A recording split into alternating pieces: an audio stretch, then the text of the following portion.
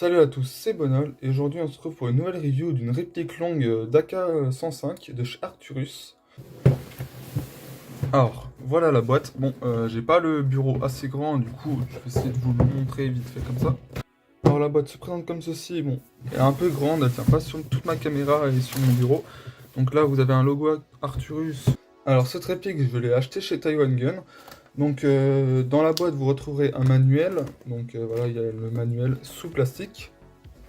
Vous retrouverez aussi un papier où il y a des tests de tir de FPS. Donc là, moi, vous voyez bien, je l'ai mis à 300 FPS, la réplique, pour le CQB. Alors, la réplique sera livrée comme ça, donc voilà, une très jolie réplique. Elle sera livrée avec deux chargeurs, donc là, c'est un chargeur mid-cap, et il y en a un autre de high-cap. Alors, pour les marquages, vous aurez un marquage Arcturus avec un numéro de série. Vous aurez les marquages des sélecteurs de tir, donc vous voyez j'ai utilisé la réplique, donc elle est un peu abîmée. Vous aurez aussi des marquages sur la mire. Alors pour les fonctionnalités, donc vous pouvez retirer le chargeur comme ça, simple, basique. Vous pourrez retirer le top cover, mais on fera ça après quand on mettra une batterie. Il y a plusieurs crans sur la crosse, donc voilà, il y en a plusieurs. On peut aller ici maximum. On pourra retirer le cache-flamme, donc il y a attendez, un tout petit bouton ici, donc on pourra juste appuyer et le dévisser, et vous aurez du 14cc Alors, il y a un tout petit bouton juste ici, pour, je sais pas si vous allez le voir, ce bouton, c'est pour, quand vous avez tiré, pour pas que le ressort s'abîme, donc la gearbox à l'intérieur, pour qu'il se desserre. Ensuite, vous avez le levier d'armement, donc il est fonctionnel mais il est factice. Et vous avez les sélecteurs de tir, mon basique. Cette réplique est AEG, donc ça veut dire que vous mettez une batterie juste ici, ça fera actionner une gearbox, il démarrera le tir. Sinon, vous avez un rail Picatinny qui est ici, et celui-là n'est pas fourni, enfin en tout cas moi je ne l'ai pas eu dans la boîte, donc j'ai pris à part des rails comme ça. J'ai appris que sur cette réplique, le garde-main ne peut pas être changé, donc c'est un garde-main spécial juste pour cette réplique. Donc il ne pourra pas être changé, on ne pourra pas le modifier. Vous pouvez tout de même mettre un rail pour une lunette de visée ou un point rouge. Donc un rail comme ça, bon j'ai mis un T1 mais sauf que ça va pas trop dessus. Vous le faites glisser comme ça et vous appuyez sur la tige et ça le bloque comme ça pour avoir un rail. Sinon cette réplique peut supporter les 11-1 lipo. Donc ça c'est une 11-1 mais sauf que comme vous allez le voir, c'est que ça ne rentre pas entièrement. De base, il y a un autre trou un peu plus petit qui va à peu près jusque par là. Pour mettre une 7-1 en stick, c'est très très bien. Sauf que les 11-1, comme vous voyez, ça passe tout juste et ça passe qu'au premier cran. Donc pour mettre la batterie, il faut un peu forcer le top cover, mais vous inquiétez pas, enfin, il n'y a pas vraiment de risque. Pour la réactivité, donc comme je vous l'ai dit, cette réplique fait 300 FPS, donc le ressort n'est pas très très grand.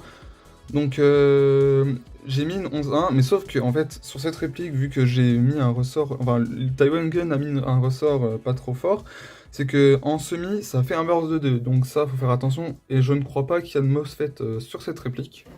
Donc je suis en semi, et comme vous allez le voir, ça fait un burst de 2. Donc c'est parce que le ressort est tout petit. Sinon en semi, la cadence. Voilà, en 11.1, la cadence est très très bien. Pour la compatibilité des chargeurs, donc ça c'est le chargeur de base qu'il y avait dans la boîte. Et ça c'est un chargeur Sima pour AK74. Donc je l'ai acheté, ça m'a coûté pas très très cher. Mais comme vous pouvez voir, ça bug un peu. Enfin là c'est pas vraiment mis. Faut se forcer un tout petit peu, mais il y avait dans mon association qu'ils avaient réussi à le mettre. Oula, parfaitement, ils avaient réussi à mettre parfaitement pour que ça ne fasse pas le problème qui soit comme ça. Cette réplique fait à peu près plus de 3 kg, elle fait environ entre 2900 et 3020 grammes. Je l'ai acheté chez Taiwan Gun, donc elle m'a coûté environ presque 300 euros. Donc pour débuter, c'est une très très bonne réplique, ça c'est ma toute première réplique auquel je joue, c'est la seule même que j'ai. Je compte m'acheter une autre réplique plus tard pour l'upgrade, mais je vous en dis pas plus. Sinon, j'ai oublié de vous dire que vous avez un datage sample ici, un ici et un ici. Sinon, cette réplique est en full métal, donc tout est en métal sauf le chargeur, bien sûr, et la poignée pistolet et la crosse. Si vous l'achetez sur Taiwan Gun, vous pouvez avoir une version plus courte avec un canon plus court, donc un garde-main et un canon plus court.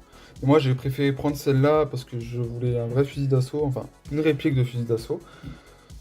Pour conclure, cette réplique est très très bien pour débuter. Moi, elle me va parfaitement, elle m'a jamais fait aucun souci. J'ai fait environ 10 parties avec depuis que j'ai commencé à faire ça, car je suis un nouveau joueur pour l'instant. Et elle est très très bien, genre, elle tire parfaitement, faut régler le hop-up. La cadence est très très bien. Enfin, pour une réplique à 300 €, elle est excellente. Sur ce, n'hésitez pas à vous abonner, à partager, à commenter la vidéo et à liker. Sur ce, c'était Bonol, au revoir.